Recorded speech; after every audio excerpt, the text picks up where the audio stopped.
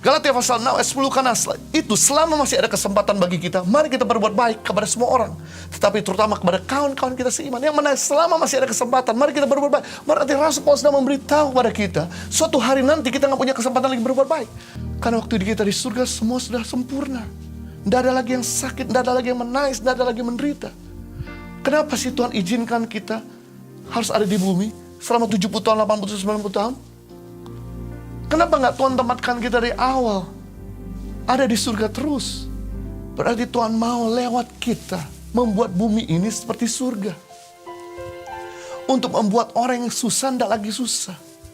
Untuk membuat orang yang menderita nggak lagi menderita. Itu semua nggak bisa terjadi kalau kita nggak pernah lakukan sesuatu untuk mereka. Kalau kita nggak bangun hubungan dengan mereka. Dan bangun hubungan, kita mulai mengerti kondisi mereka. Belajar untuk menabur kasih. Apa itu kasih? Memberi yang terbaik untuk orang lain menjadi lebih baik. Untuk memberi yang terbaik, kita masih harus jadi yang terbaik.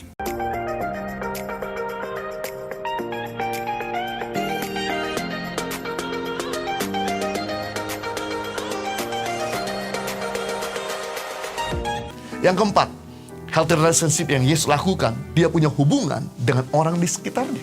Dia punya hubungan yang ada di atas. Dia punya hubungan yang ada selevel. Dia punya hubungan yang ada di bawah. Tapi dia juga punya hubungan dengan sekitarnya, sekelilingnya. Yaitu dengan membangun hubungan bersama dengan orang-orang yang membutuhkan. Dia mengajar banyak orang. Dia menyembuhkan banyak orang. Dia memberi makan bagi yang kelaparan. Dia menolong buat mereka yang berbeban berat. Dia menghiburkan, menyembuhkan yang sakit. Bahkan juga membebaskan mereka dari kuasa kegelapan. Kenapa? Karena ini merupakan doa Yesus dalam Matius 6 ayat 10. Datanglah kerajaanmu. Jadilah kehendakmu di bumi seperti di surga. Kehadiran Yesus untuk membuat bumi ini seperti surga. Itu sebab yang dia lakukan adalah dia mendatangkan kerajaannya. Dengan menolong banyak orang. Supaya jangan ada yang sakit lagi, jangan ada yang susah lagi, jangan ada lagi menderita. Berarti hal yang sama ketika Yesus sudah naik ke surga. Dia selalu memberi kepada kita untuk kita bisa mengikuti teladan dia.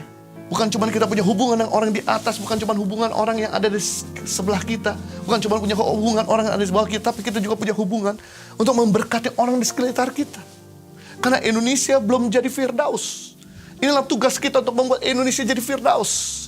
Kota kita, negara kita belum jadi Firdaus. Ini waktunya untuk kita menjadikan Firdaus. Galatia pasal 6 ayat 10, karena itu selama masih ada kesempatan bagi kita, mari kita berbuat baik kepada semua orang. Tetapi terutama kepada kawan-kawan kita seiman. Yang mana selama masih ada kesempatan, mari kita berbuat baik. Berarti Rasul Paulus sedang memberitahu kepada kita, suatu hari nanti kita nggak punya kesempatan lagi berbuat baik. Berbuat baik nggak selalu ada kesempatan. Akan tiba waktunya kita nggak punya kesempatan. Kapan? Waktu kita kembali ke surga. Karena waktu kita di surga semua sudah sempurna. Tidak ada lagi yang sakit, tidak ada lagi yang menangis, tidak ada lagi yang menderita. Kenapa sih Tuhan izinkan kita harus ada di bumi selama 70 tahun, 80, 90 tahun? Kenapa nggak Tuhan tempatkan kita dari awal ada di surga terus? Berarti Tuhan mau lewat kita membuat bumi ini seperti surga. Untuk membuat orang yang susah tidak lagi susah. Untuk membuat orang yang menderita nggak lagi menderita. Itu semua nggak bisa terjadi kalau kita nggak pernah lakukan sesuatu untuk mereka. Kalau kita nggak bangun hubungan dengan mereka. Dan bangun hubungan, kita mulai mengerti kondisi mereka. Belajar untuk menabur kasih. Apa itu kasih? Memberi yang terbaik untuk orang lain menjadi lebih baik. Untuk memberi yang terbaik, kita masih harus jadi yang terbaik. Kita bisa memberi yang terbaik sekalipun kita belum kaya raya. Sekalipun kita belum lulusan S1. Sekalipun kita mungkin belum punya sertifikat pendeta. Kita bisa memberi yang terbaik dengan apa yang pada kita. Yang menjadi pertanyaan, dari mana saya tahu apakah saya sudah memberi yang terbaik atau belum? Gampang dengan melihat apakah kehadiran kita di rumah membuat rumah lebih rukun, harmonis, atau sebaliknya.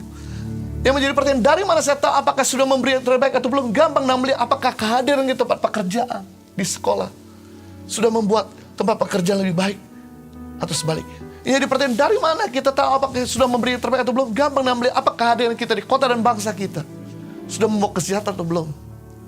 Kalau kehadiran kita di rumah tidak membawa keharmonisan, kalau kehadiran kita di tempat pekerjaan tidak membawa kemajuan, kalau kehadiran kita di komunitas tidak memberikan adding value, nilai tambah, kalau kehadiran kita di kota bangsa kita tidak membawa kesejahteraan, berarti kita belum membawa kasih. Sebab di mana kasih pasti ada transformasi. Ketika kita punya hubungan yang sehat dengan ada di atas, itu Bapa di surga, dengan mentor kita. Yang kedua dengan teman ada sebelah kita, saling melengkapi, saling bisa membackup.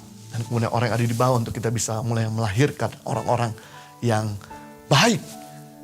Dan kemudian juga bisa jadi berkat buat sekeliling kita. Inilah yang membuat kehidupan kita